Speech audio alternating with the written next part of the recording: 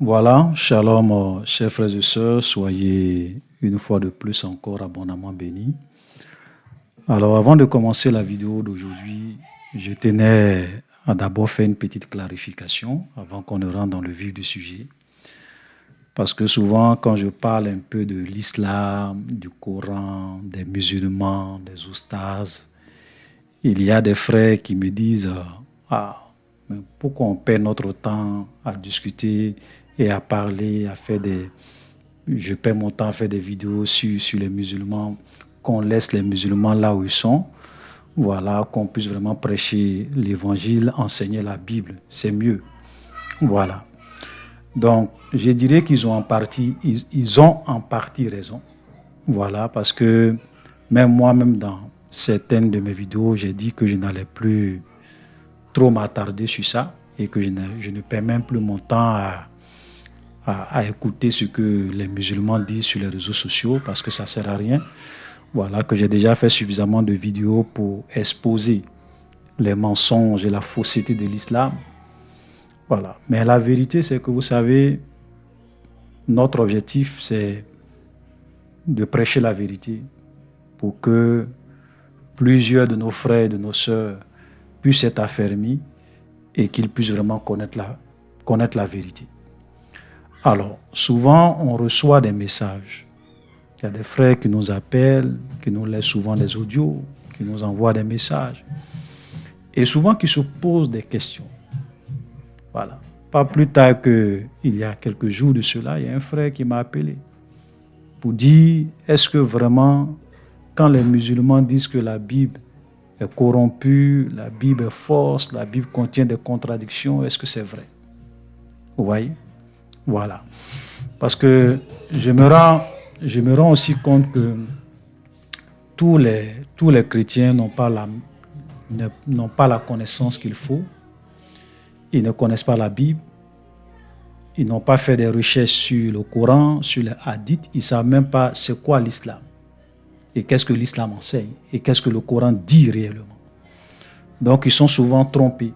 Ils sont souvent séduits. Ils sont souvent manipulés. Et il y a certains mecs qui s'égarent. OK? Voilà. Donc, ce que nous faisons, c'est vraiment pour sauver des âmes.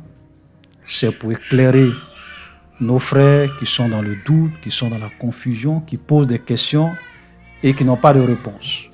Voilà. Et les musulmans arrivent, il faut qu'on le dise, à vraiment embobiner et séduire certaines personnes. Je me souviens très bien qu'il y a un frère, une fois, qui m'a appelé. On reçoit beaucoup de messages comme ça. Il y a un frère qui m'a même une fois appelé pour me dire, ah vraiment, frère, je te dis merci parce que j'étais chrétien et je suis devenu musulman.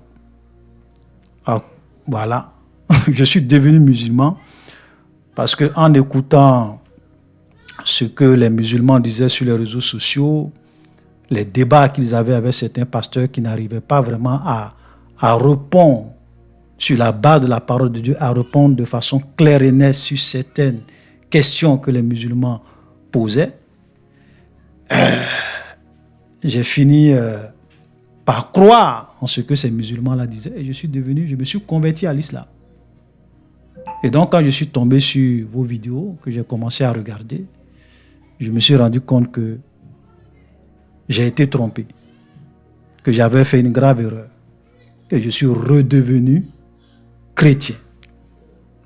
Vous voyez? Donc, ça veut dire que ce que nous faisons souvent, c'est très important. Et il y a beaucoup de personnes comme ça qui m'appellent dans plusieurs pays, je vous le dis, du Burkina, du Mali, du Niger, de la Côte d'Ivoire, voilà, et même de d'autres pays, pour nous remercier pour le travail que nous faisons sur l'islam, parce que ça les réconforte, ça leur permet de vraiment, ça affermit leur foi, ça leur permet même de vraiment discuter efficacement avec les musulmans.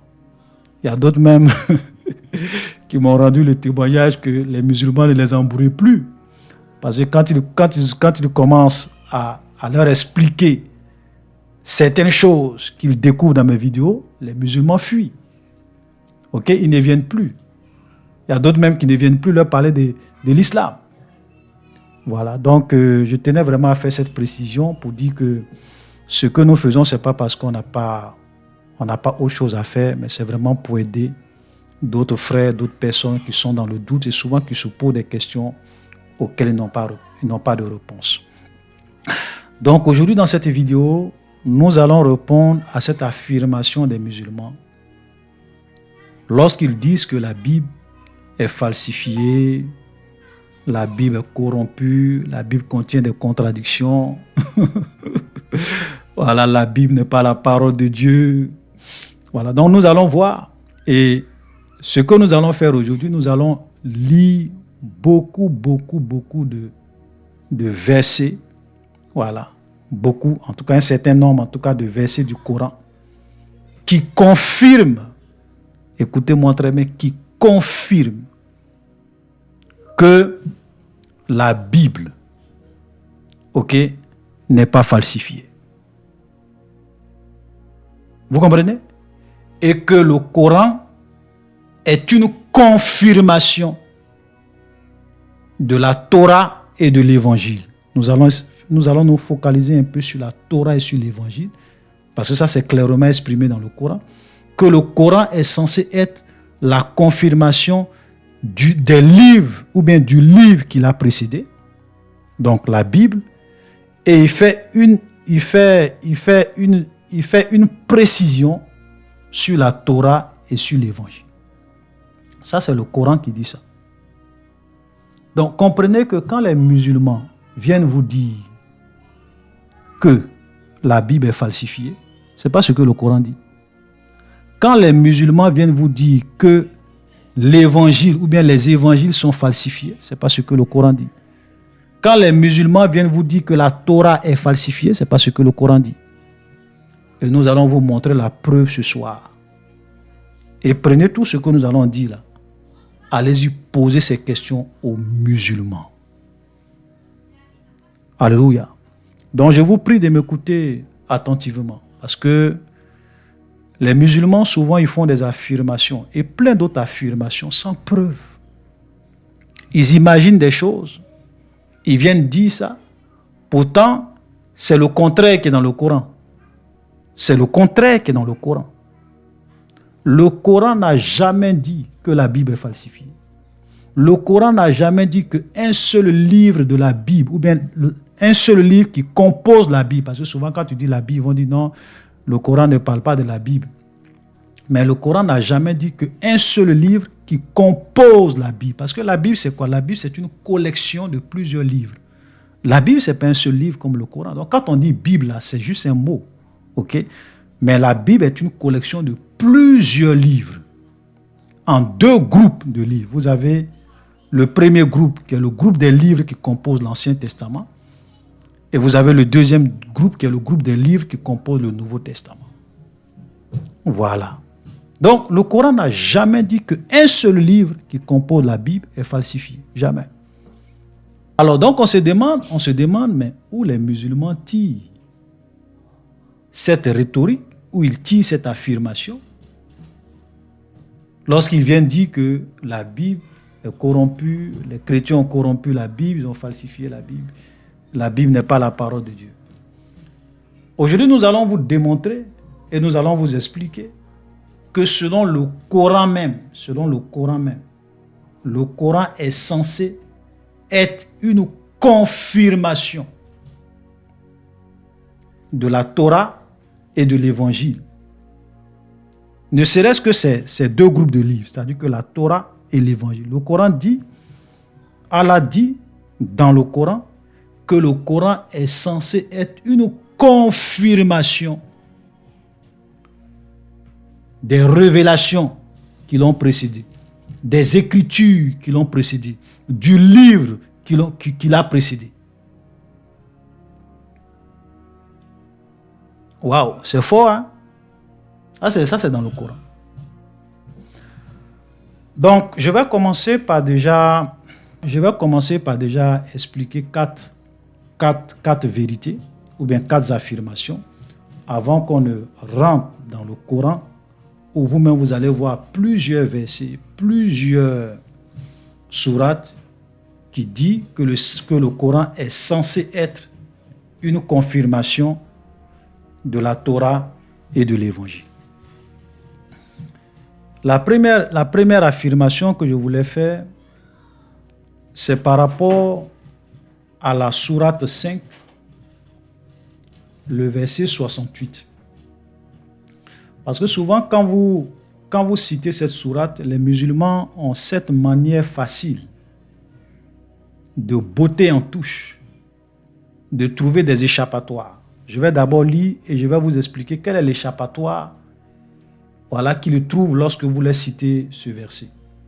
Sourate 5, verset 68. Ô gens du livre, vous ne tenez sur rien tant que vous ne vous conformez pas à la Torah et à l'Évangile et à ce qui vous a été descendu de la part de votre Seigneur. Je m'arrête là. Donc on leur dit, mais si la Torah et l'Évangile est falsifié, comment le Coran peut dire aux gens du livre? Qui sont les gens du livre? Ce sont les Juifs et les chrétiens. Donc quand le Coran dit gens du livre, ceux qui avaient la Torah, c'était les Juifs. Et ceux qui ont l'Évangile, ce sont les chrétiens. Ce sont les chrétiens qui ont l'Évangile. Donc quand on dit aux gens du livre, on parle des Juifs et des chrétiens. Vous ne tenez sur rien tant que vous ne vous conformez pas à la Torah et à l'Évangile. Et quand on leur dit, mais vous dites que l'Évangile est falsifié. Vous savez ce qu'ils disent? Ils disent, mais ici le Coran dit l'Évangile. On n'a pas dit les 4 évangiles. Quand le Coran dit l'évangile, c'est quel évangile? C'est Matthieu, c'est Marc, c'est Luc, c'est Jean. Puisqu'on dit l'évangile, on n'a pas dit les 4 évangiles. Vous les chrétiens, vous avez 4 évangiles. J'aimerais vous dire que ça, c'est vraiment un mensonge. Et ça, c'est un échappatoire. Ça ne tient pas la route. Pourquoi? Parce que quand le Coran parle aussi de la Torah, ce n'est pas un seul livre. La Torah est constituée de 5 livres, pardon.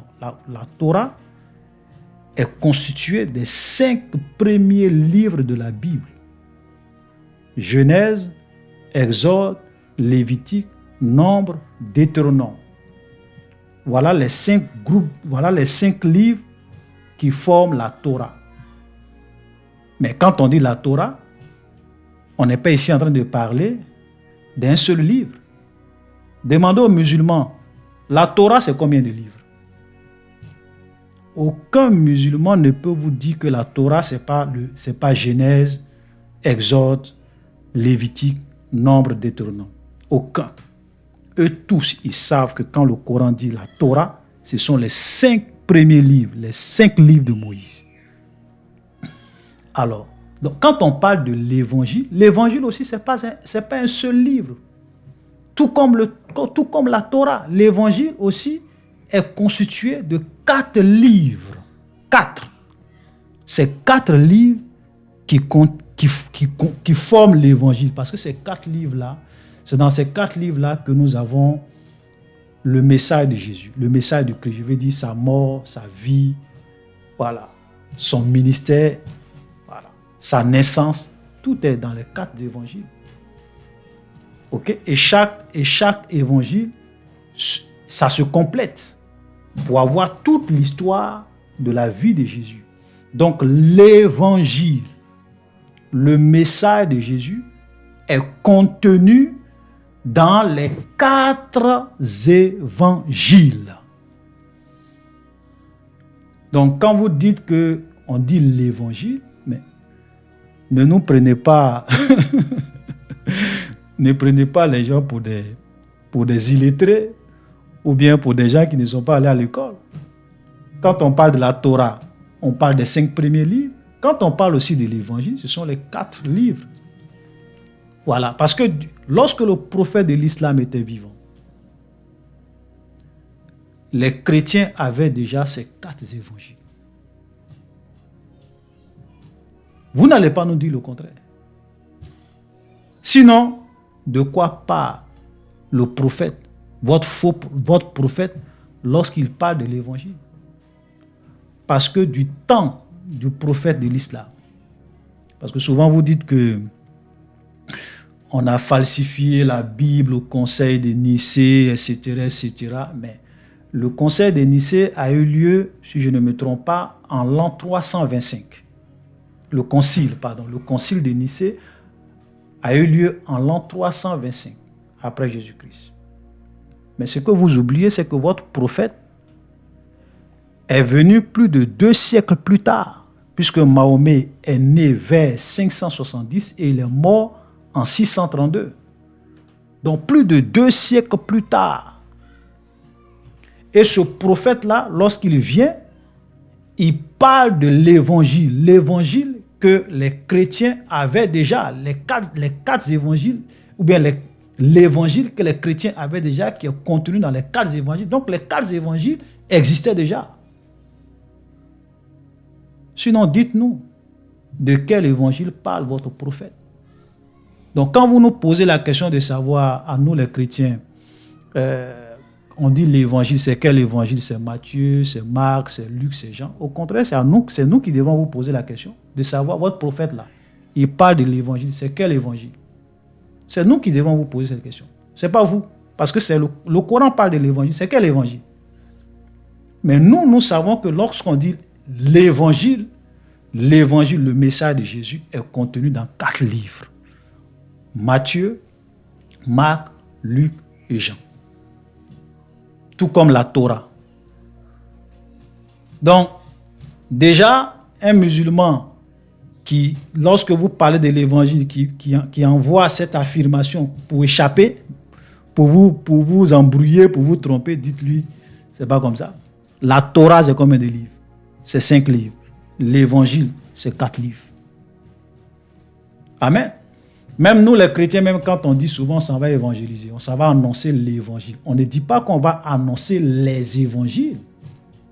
On dit qu'on s'en va annoncer l'évangile. C'est le message de Jésus, contenu dans 4 livres. Ça, c'est la première affirmation, la première vérité que je voulais rétablir. Deuxième vérité que je voulais vraiment rétablir, les musulmans ont cette fâcheuse tendance, lorsque vous leur parlez de la Bible, ils vont vous dire oui, mais la Bible, il y a plusieurs Bibles, la Bible des catholiques, la Bible des protestants, la Bible des orthodoxes, la Bible éthiopienne. C'est quelle Bible qui est la parole de Dieu? Voilà, donc ce que je voulais dire à nos amis musulmans, c'est que j'ai déjà fait, ou bien à nos frères même qui nous suivent, puisque je sais que souvent quand on fait ce genre de vidéos, ils ne regardent pas, mais nous on parle à nos frères pour qu'ils puissent connaître la vérité. Donc j'ai déjà fait une vidéo où j'ai vraiment expliqué c'est quoi la Bible. J'ai parlé de ce que les gens appellent la Bible des catholiques, la Bible des protestants, la Bible des orthodoxes, voilà, la Bible éthiopienne. J'ai parlé de tout ça et j'ai expliqué c'est quoi la Bible. Donc, voilà le numéro de la vidéo pour ceux qui veulent avoir des détails. Mais je vais essayer de parler de ça rapidement. Vous savez, quand on parle de la Bible, il faut savoir que la Bible n'est pas un seul livre.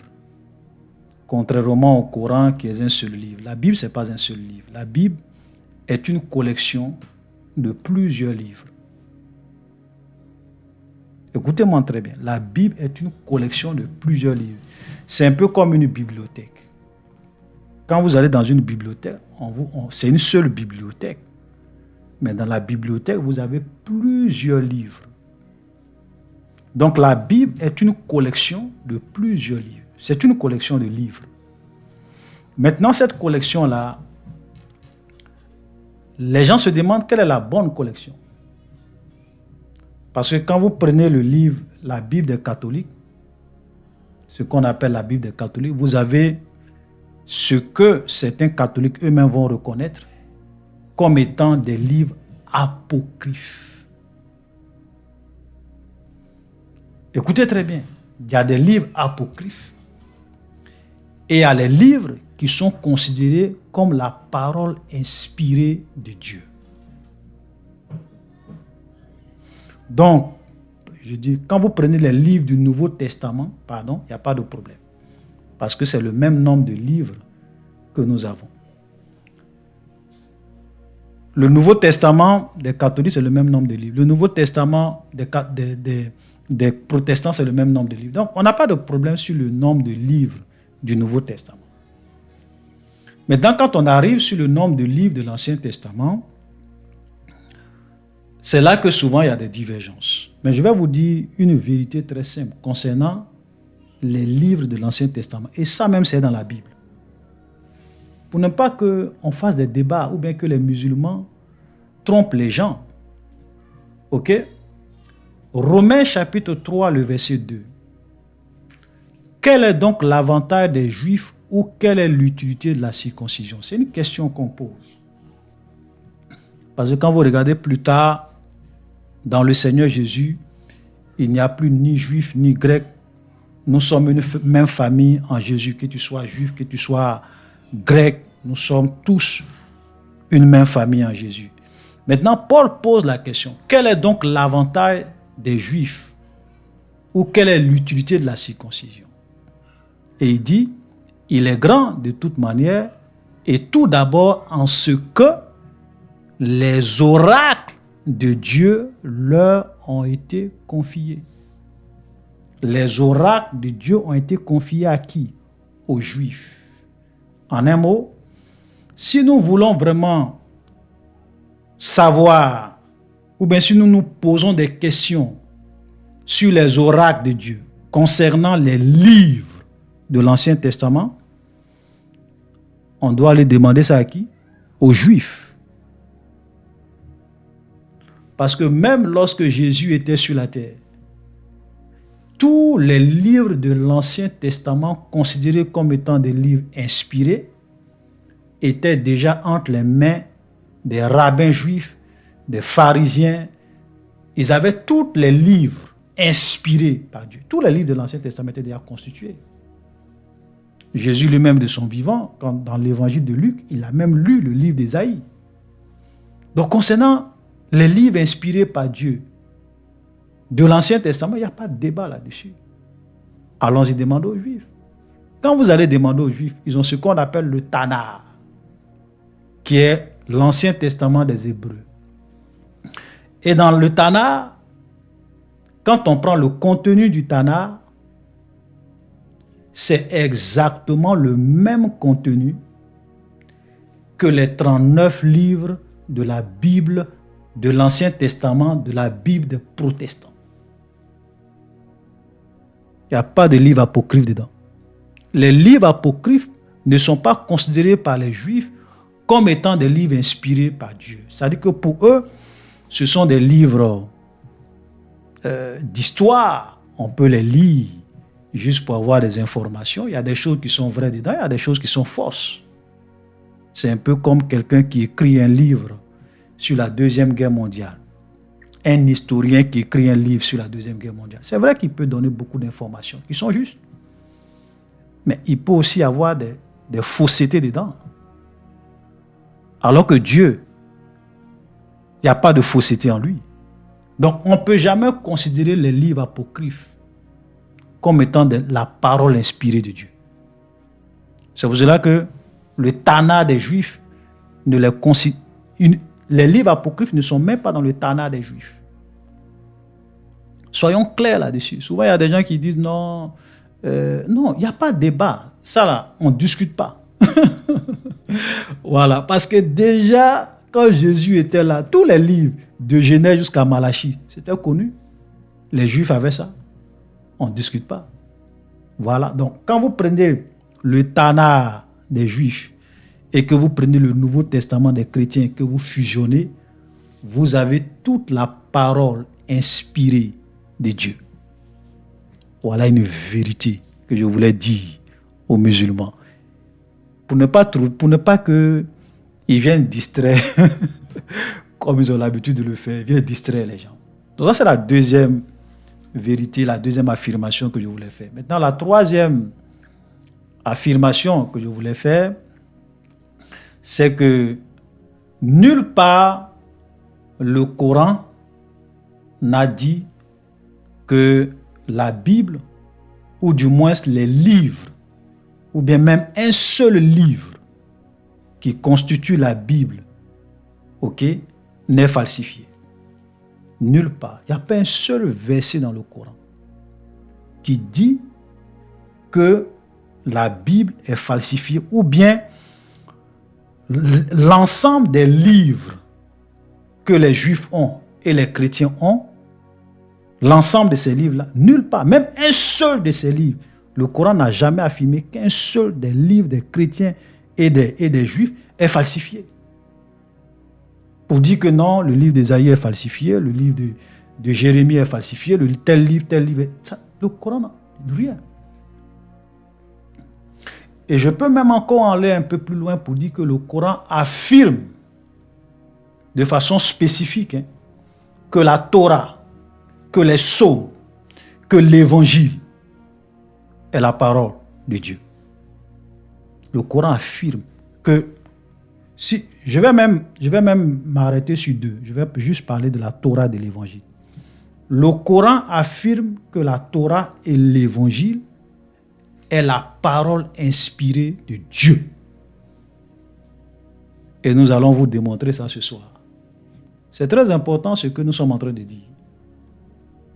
Amen.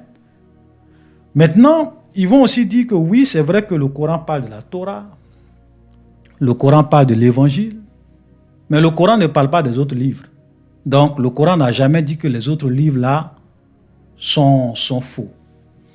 Mais ça, le Coran n'a jamais dit que les autres livres-là sont vrais.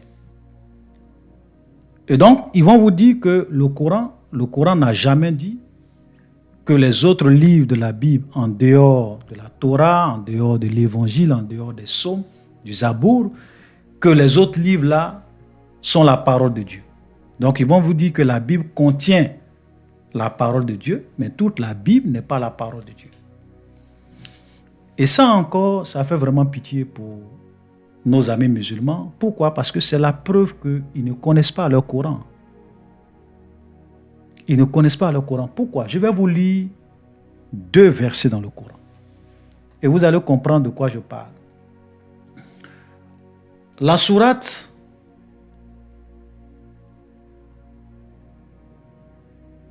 La sourate 4, le verset 163 à 164.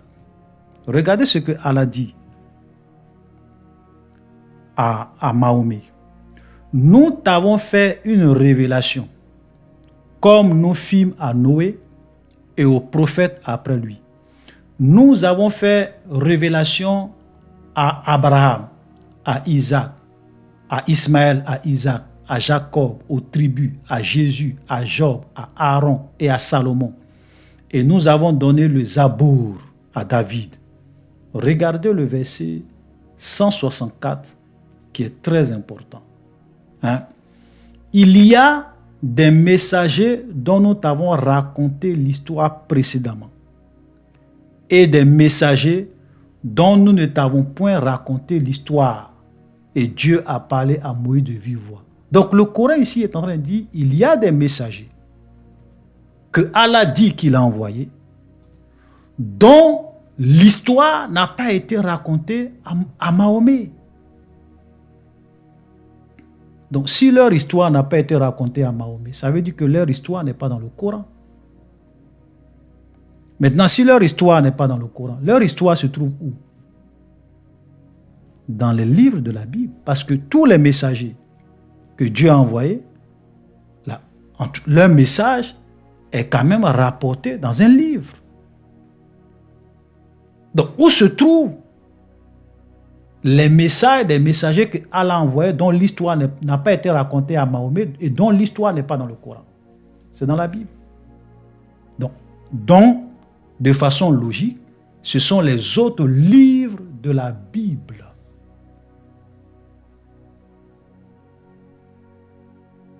Et si vous, les musulmans, disent que c'est faux, qu'ils viennent nous dire, est-ce que tous les messagers que Allah a envoyés, leur histoire a été racontée à Mahomet? Non. Leur histoire se trouve dans le Coran? Non. Où se trouve leur histoire? Où se trouve leur message? Où se trouve leur révélation? Dans quel livre? C'est pour cela que le Coran n'a jamais affirmé que les autres livres de la Bible, en dehors de la Torah, de l'Évangile, des Psaumes, du Zabour, que les autres livres-là ne sont pas la parole d'Allah.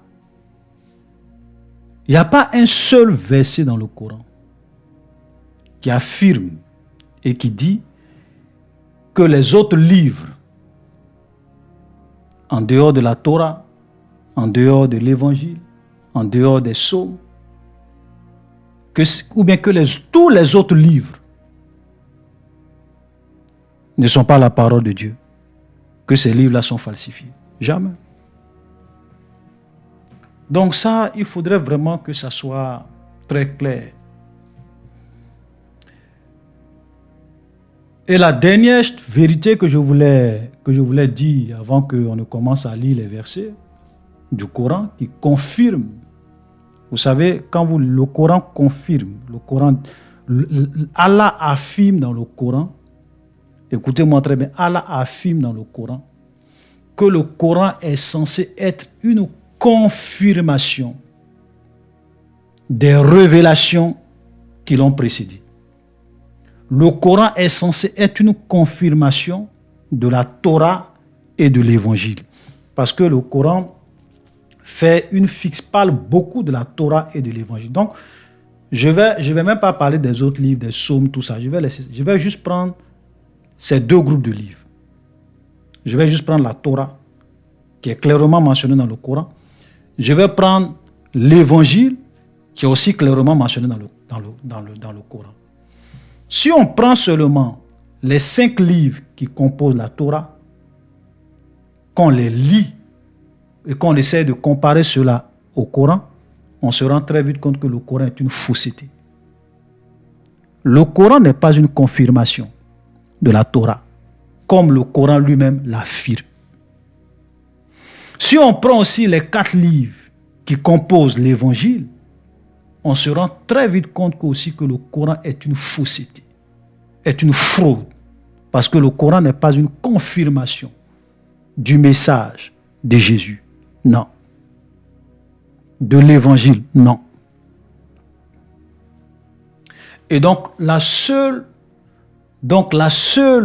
porte de sortie pour les musulmans, c'est de dire que l'Évangile a été falsifié, la Torah a été falsifiée. C'est la seule porte de sortie. Parce que en réalité, ils sont coincés.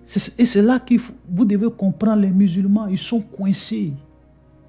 Parce que le Coran dit, Allah dit que le Coran est censé être une confirmation de la Torah et de l'Évangile. Alors que lorsque nous lisons la Torah, nous lisons l'Évangile, on voit très bien que le Coran n'est pas une confirmation de la Torah et de l'Évangile. Le Coran dit le contraire. Le Coran s'oppose à l'Évangile, s'oppose à la Torah dans ses affirmations. Donc tous ceux qui veulent, si quelqu'un croit à la Torah, il va dire que le Coran est faux. Si quelqu'un croit aussi en l'Évangile, il va dire qu'aussi le Coran est faux. Donc qu'est-ce qu'il leur reste comme option? La seule option qui leur reste, c'est de dire que la Bible a été falsifiée. C'est la seule option. Maintenant, nous, on leur pose la question simple.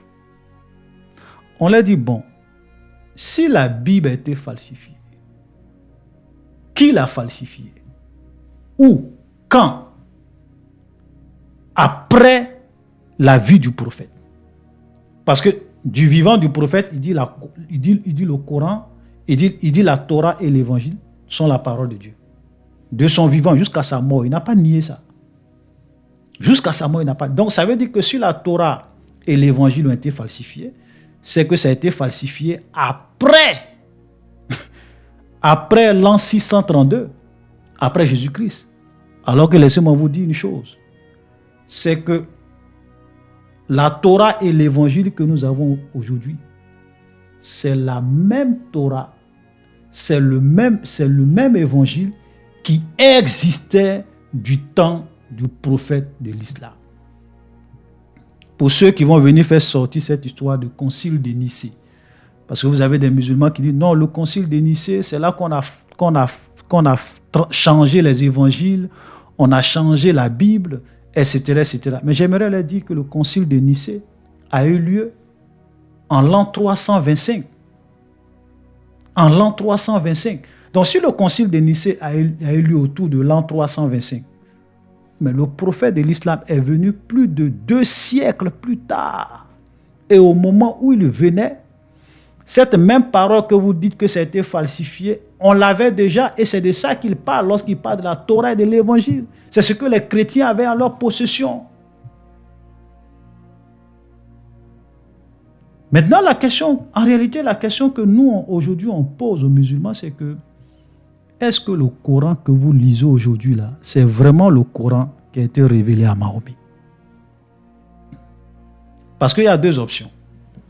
Il y a 2 options qui vous restent. La première option, c'est que le Coran que vous avez aujourd'hui n'est pas le Coran qui a été révélé à Mahomet. Parce que le Coran dit que le Coran qui a été révélé à Mahomet est une confirmation de la Torah et de l'Évangile. Alors que lorsqu'on lit le Coran d'aujourd'hui, ce n'est pas une confirmation de la Torah et de l'Évangile. Donc la première hypothèse, c'est que le Coran que vous lisez aujourd'hui n'est pas le Coran que Mahomet a révélé. Deuxième hypothèse, c'est que Mahomet ne savait pas de quoi il parle. Donc Mahomet est un faux prophète. C'est un faux prophète. C'est-à-dire que si ce qui est contenu dans le Coran aujourd'hui, c'est ce que Mahomet a révélé, en disant que c'est une confirmation de la Torah et de l'Évangile, mais c'est que Mahomet est un menteur, c'est un faux prophète. Dieu ne lui a pas parlé. Donc Dieu ne lui a pas parlé. Donc c'est un faux. Et nous allons vous prouver aujourd'hui, chers frères et sœurs, que la deuxième hypothèse est la plus plausible. Parce que nous allons lire un verset dans le Coran qui va dans ce sens. Les doutes que Mahomet lui-même avait concernant ce que Allah lui révélait. Donc, voilà. Donc, j'aimerais vraiment déjà faire toutes ces clarifications avant qu'on ne rentre dans le Coran.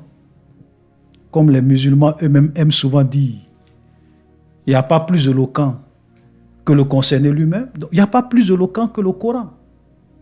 Donc, vous venez dire que la Bible est falsifiée. On va voir. J'ai dit aujourd'hui, je ne vais pas parler des autres livres de la Bible. Parce qu'on a vu qu'il y a des messagers dont leur histoire n'a pas été racontée à Mahomet. Mais on va prendre seulement la Torah et l'Évangile. On va se baser sur la Torah et l'Évangile. Et vous allez comprendre que vraiment c'est déplorable. Ça fait pitié. Voilà. Et nous allons voir ce que le Coran dit de la Torah et de l'Évangile. Parce que les musulmans viennent vous dire non, l'Évangile est falsifié. Mais où vous tirez ça? Parce que le Coran ne dit pas ça. Donc vous venez dire des choses que le Coran ne dit pas. Et on comprend pourquoi. Voilà, on comprend. Parce que c'est votre seule porte de sortie pour que les gens puissent continuer à croire en cette fausseté qui est le Coran. Donc, nous allons aller dans le Coran et nous allons lire une série de sourates. Et je vous prie vraiment de m'écouter attentivement parce que c'est très intéressant. Voilà. Nous allons commencer par la sourate 5, le verset 43. Mais comment te demande-t-il d'être leur juge? Donc ça, c'est Allah qui parle à Mahomet. Il dit, mais comment te demande-t-il d'être leur juge quand ils ont avec eux la Torah dans laquelle se trouve le jugement de Dieu? Donc les Juifs viennent voir Mahomet pour qu'il tranche une affaire entre eux. Et regardez, Allah dit, mais comment il peut venir toi, Mahomet, te voir pour que tu les juges quand ils ont la Torah dans laquelle se trouve le jugement de Dieu. Regardez le verset qui suit, qui est très intéressant. Nous avons fait descendre la Torah, dans laquelle il y a guide et lumière. Donc Allah ici est en train de dire à Mahomet, la Torah que les Juifs ont, c'est nous qui avons révélé cela. Allah, regardez très bien, c'est nous qui avons révélé ça. Et dans cette Torah, il y a guide et lumière. C'est sur sa base que les prophètes se sont soumis à Dieu, ainsi que les rabbins et les docteurs jugent les affaires des Juifs, car on leur a confié la garde du livre de Dieu. Et ça, nous l'avons lu tout à l'heure dans Romains chapitre 3, verset 2, pour dire que les oracles de Dieu ont été confiés quoi? Aux Juifs, concernant les livres de l'Ancien Testament. La Torah aussi est compris dans les livres de l'Ancien Testament. Donc ici, Allah dit, car on leur a confié la garde du livre de Dieu. Et ils en sont témoins. Mais ici, c'est clair que la Torah est la parole de Dieu. Et dans cette Torah, il y a guide et lumière. On continue. Sourate 5. Sourate 5, verset 68. Dis, c'est Allah qui parle toujours. Dis, ô gens du livre, vous ne tenez sur rien tant que vous ne vous conformez pas à la Torah et à l'évangile et à ce qui vous a été descendu de la part de votre Seigneur. Je m'arrête là. Donc ici, le Dieu du Coran est en train de dire aux gens du livre. Qui sont les gens du livre? Les gens du livre, ce sont les Juifs qui ont la Torah et l'évangile et les chrétiens, pardon, qui ont l'évangile. Les 4 livres qui composent l'évangile. Ce sont les chrétiens qui ont ça. Ô gens du livre, vous ne tenez sur rien tant que vous ne vous conformez pas à la Torah et à l'évangile et à ce qui a été descendu de la part de votre Seigneur.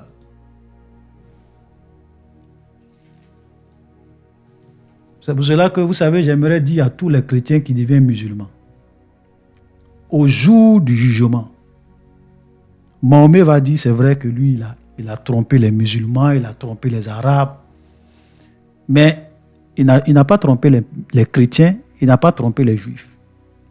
Parce qu'il va dire, j'ai dit dans la Sourate 5, 68, que vous qui êtes les juifs, vous qui êtes les chrétiens, vous qui êtes les gens du livre, vous ne tenez sur rien tant que vous ne vous conformez pas à la Torah et à l'évangile.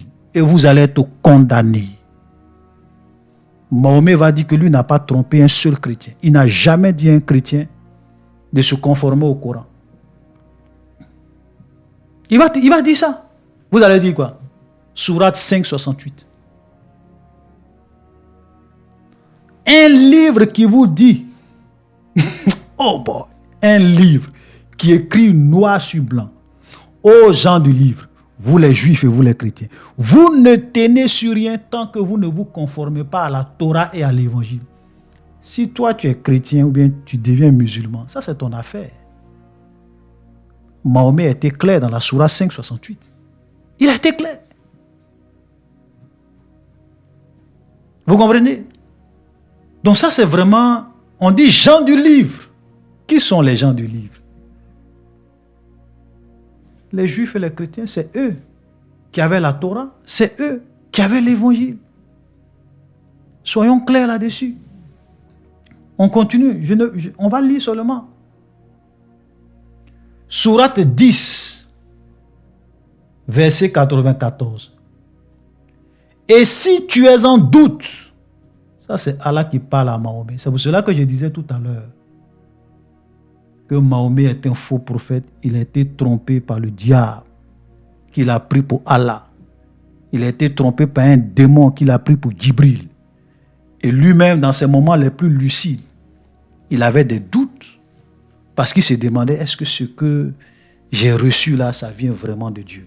Regardez ce qu'on va lui dire à Mahomet. Allah dit, si tu es en doute sur ce que nous avons fait descendre vers toi, Interroge alors ceux qui lisent le livre révélé avant toi. La vérité, cette est venue de ton Seigneur. Ne sois donc point de ceux qui doutent.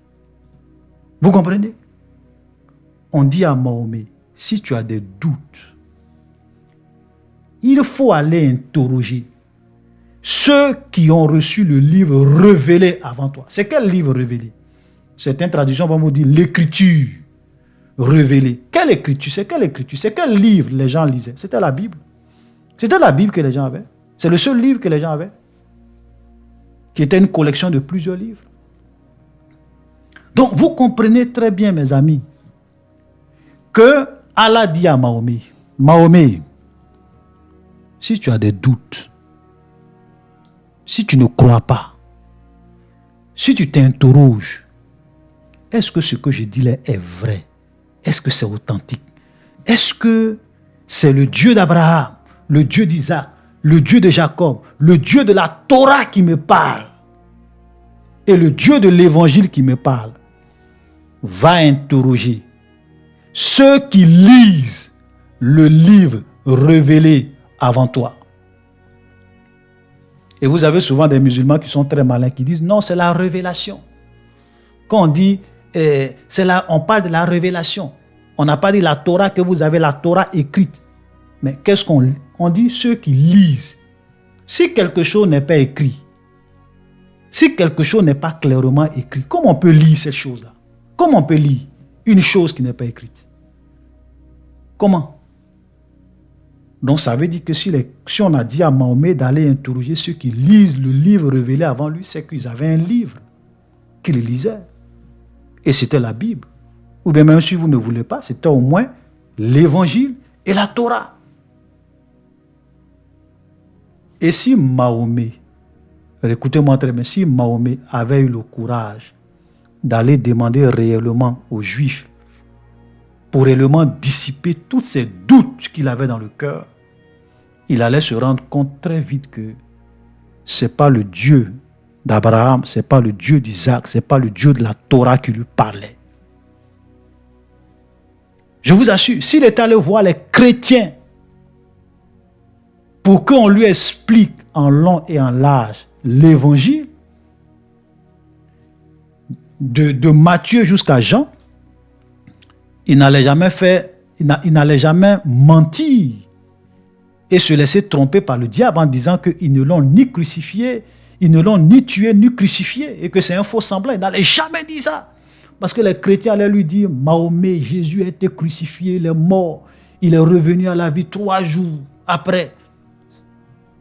Jésus est vivant, il est monté, il revient. C'est écrit dans l'évangile, dans les 4 livres qui composent l'évangile, c'est écrit noir sur blanc. Mais malheureusement, Mahomet s'est laissé piéger par le diable. Il s'est laissé piéger. Mahomet s'est laissé piéger par le diable.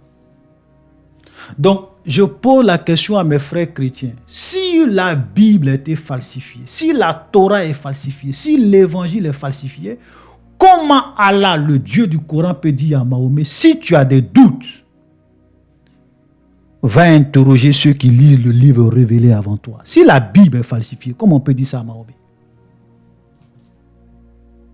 Que les musulmans viennent nous expliquer. On continue. Parce qu'il faut que je lise beaucoup de passages. Pour ne pas que vous pensiez que c'est un seul ou 2 versets. Non, c'est plusieurs versets. Et quand l'heure vint de Dieu, un livre confirmant celui qu'ils avaient déjà, alors qu'auparavant, ils cherchaient la supériorité sur les mécréants. Vous voyez ce que Allah est en train de dire? Il dit, quand vint un livre parlant du Coran, donc quand vint un livre, et ce livre qui est descendu, ici on parle du Coran, confirmant celui qu'ils avaient déjà. C'est quel livre les chrétiens avaient déjà? On n'a pas dit confirmant les livres qu'ils avaient déjà, mais on dit confirmant celui qu'ils avaient déjà. C'est quel livre? C'est la Bible. C'est la Bible. Et donc, on dit aux Juifs, mais on vous a envoyé le Coran. Le Coran, donc le Coran que Mahomet a révélé là, ça confirme le livre que vous avez déjà, que vous lisez déjà. Regardez le verset 91. Et quand on leur dit, croyez à ce que Allah a fait descendre, ils disent, nous croyons à ce qu'on a fait descendre à nous, et ils rejettent le reste alors qu'il est la vérité confirmant ce qu'ils avaient déjà avec eux. Vous comprenez? Donc quand Mahomet venait voir les juifs et les chrétiens pour leur dire que croyez en ce que je vous révèle au Coran, les gens disaient, nous on préfère croire en ce que Dieu nous a déjà donné, ce qui est déjà descendu à nous, ce que Dieu a fait descendre sur nous. Donc les révélations, le livre ou bien les révélations qu'on a, la Torah et l'évangile qu'on a là, nous on préfère croire en ça.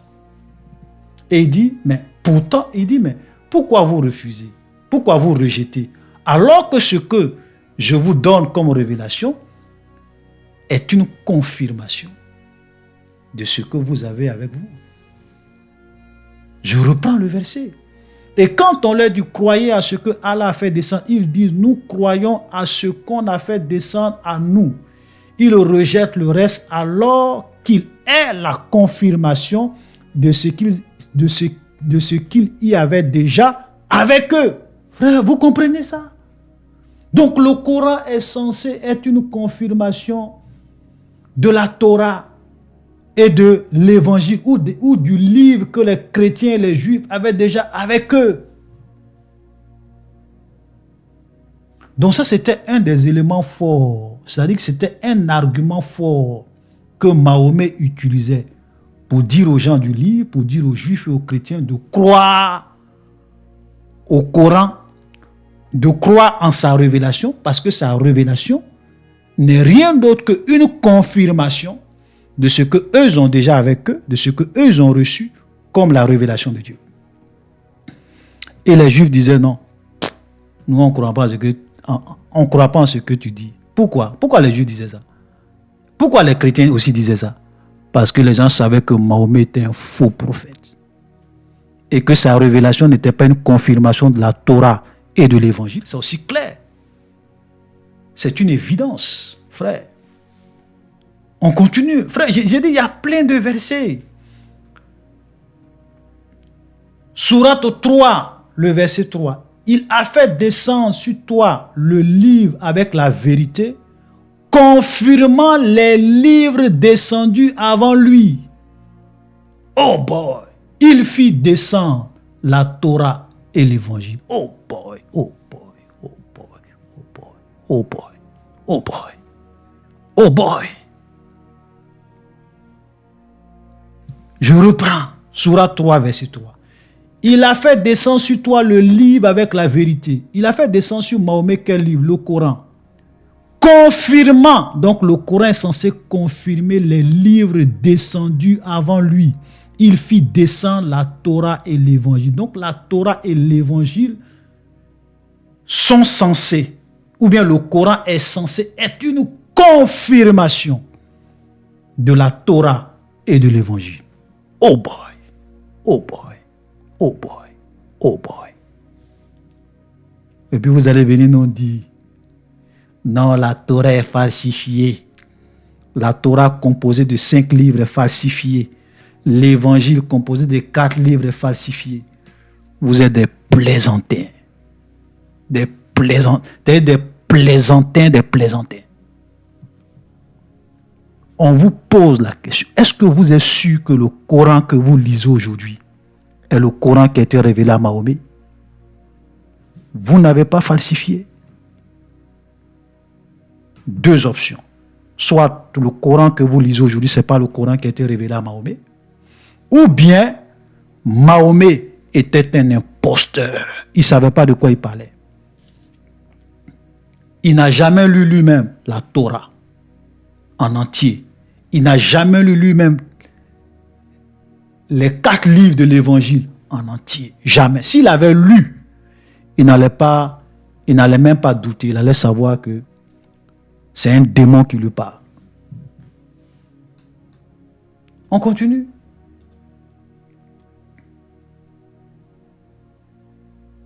Et nous avons envoyé après eux Jésus, fils de Marie, Sourate 5, 45. Et nous avons envoyé après eux Jésus, fils de Marie, pour confirmer ce qu'il y avait dans la Torah avant lui. Oui, Jésus a été clair. Jésus, la Bible l'affirme. Jésus est venu pour accomplir la loi. Il est venu pour accomplir la Torah. Donc, c'est normal. OK? Et il a accompli, Jésus a accompli tout ce que Moïse avait écrit de lui, tout ce que les autres prophètes avaient écrit de lui. Il était le Messie. OK?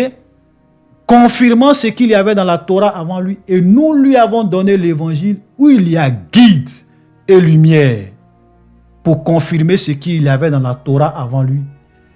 Un guide et une exhortation pour les pieux. Vous voyez comment le Coran, de façon élogieuse, parle de l'évangile, parle de la Torah. Et les musulmans qui sont des mécréants, des mouchrikis, c'est eux qui viennent contredire leurs prophètes. Ils viennent contredire Allah pour dire non, l'évangile est corrompu. Non, la Torah est corrompue. Vous êtes des mécréants. Parce que si vous ne croyez pas à la parole de votre prophète, c'est que vous êtes des mécréants. Vous êtes des mouchrikis. Vous êtes des incroyants. On dit il y a guide de lumière dans les évangiles. Guide de lumière. Donc, chers frères et sœurs, je vous en prie. Nous les chrétiens, aucun chrétien n'a le droit de quitter Jésus, le message de Jésus, pour aller croire à Mahomet. Je vous le dis et je le répète. Au jour du jugement, Mahomet va dire, Dieu, c'est vrai, moi j'ai trompé les musulmans, c'est vrai, j'ai trompé les arabes, c'est vrai, j'ai trompé les autres groupes. Mais s'il y a deux groupes de personnes que je n'ai pas trompées, dont j'ai été clair, ce sont les juifs et les chrétiens. L'évangile et la Torah. J'ai été clair, j'ai dit qu'il y a guide de lumière dans l'évangile. Donc celui qui laisse guide de lumière pour venir suivre l'obscurité, ça c'est son problème. Oh Dieu, ça, je suis innocent du sang des chrétiens, de tous les chrétiens qui vont à l'enfer parce qu'ils sont devenus musulmans. C'est pas moi. Et il aura raison sur vous. Je vous dis la vérité. Il n'y a pas plus clair que tous les versets que nous sommes en train de lire. Faites attention. Je continue.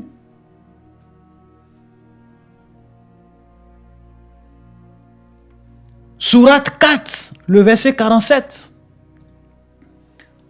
À vous, à qui on a donné le livre, croyez en ce que nous avons fait descendre, en confirmation de ce que vous avez déjà. Vous comprenez? Toujours, c'était l'argument de Mahomet. Croyez en ce que je dis. Croyez au message que je vous donne parce que c'est une confirmation de ce que vous avez déjà. On continue. La Sourate 5, 66. S'ils avaient appliqué la Torah et l'évangile et ce qui est descendu sur eux de la part de leur Seigneur, ils auraient certainement joui de ce qui est au-dessus d'eux et de ce qui est sous leurs pieds. Ça, c'est Allah qui parle. On continue encore. Je vous dis qu'il y a plein de versets. Sourate 10, le verset 37. Ce Coran n'est nullement à être forgé en dehors de Allah, mais c'est la confirmation de ce qui existait déjà avant lui. Vous comprenez ça? Toujours la confirmation. Toujours la confirmation. Toujours la confirmation. Je vais lire un dernier verset. Et on va s'arrêter là. Parce qu'il y a d'autres versets aussi. Si je veux... Voilà. Mais j'ai lu tout ça. Il y a plein d'autres. Hein. Ne pensez pas que c'est juste ces quelques versets. Il y en a plein. Mais je vais lire un dernier et on va s'arrêter là. Sourate 12, le verset 111.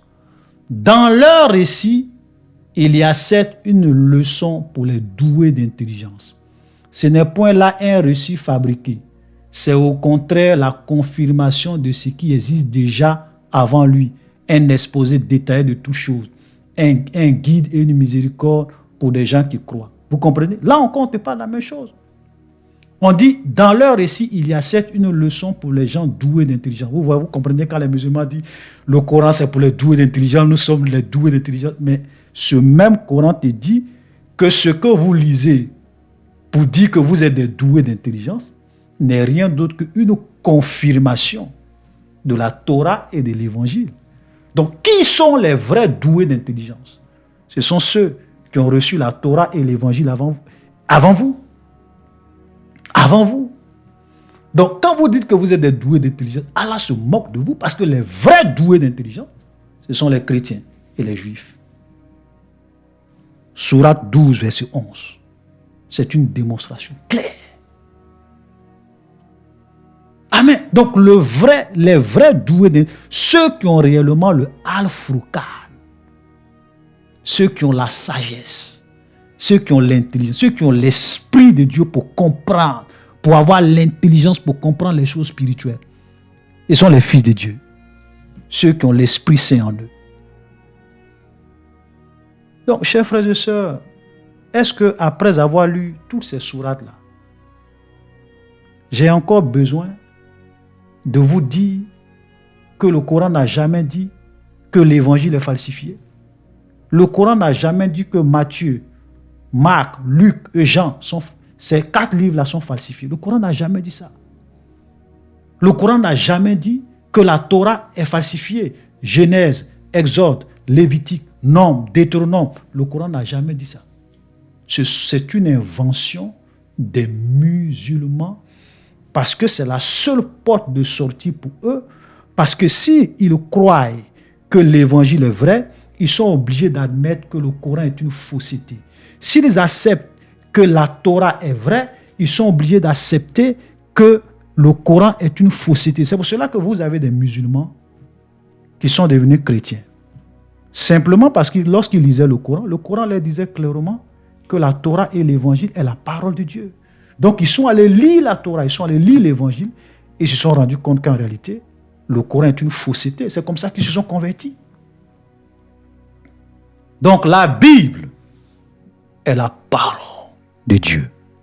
Et c'est sur ça que je vais m'arrêter. Shalom, soyez bénis et à la prochaine.